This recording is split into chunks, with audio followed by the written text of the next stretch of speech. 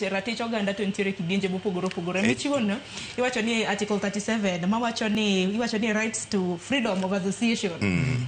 In terms of development, human rights development itself should be based on these human rights. So it's an aspect of development, human rights itself and development.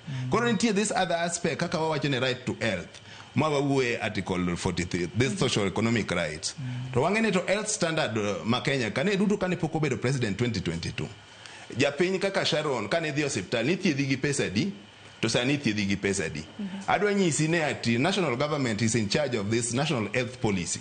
Sani ko wang'iyo our health sector kata gimi wacho ne Shani is still not working for many. Joma ng'eny Shani is just a story. But they are yes to experience to energy benefits mag. Kidhi dala kingyo health facilities, national health facilities. These referrals they are under Mar national government. Kingyo Kenyatta National Health Center is a good example. Bewangi yath morom. Tangomi pod wang'eno ka dakteche dhi endara. To kendo ka wacho kwa ng'iyo yore mar somo nikech Ruto no wacho no dwani mondo wadhi kaka Singapore. Ok inyal bedo Singapore ka lecturers jomonego bene are leading in impacting innovation skills in our learners ni endara.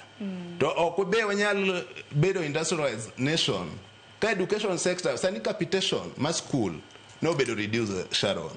Matine nyathi monego bene miyo book achiel, book ariyo sani biro yudo book achiel. Koro in terms of education sector Okwadhi maber. In terms of health sector Okwadhi maber. Then economy generally gima japiny dwa ng'iyo ne to ka Ruto ne pok obedo president 2022. Mafuta meging'iew mar tedo lita achiel en pesa di. To sani Sharon en pesa di.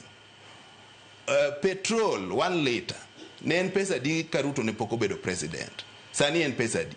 To be wan gi pesa e ofuku kaka Ruto nowacho ne this model was bottom up. Erokamano ahinya. Aparo ni maka gi kanya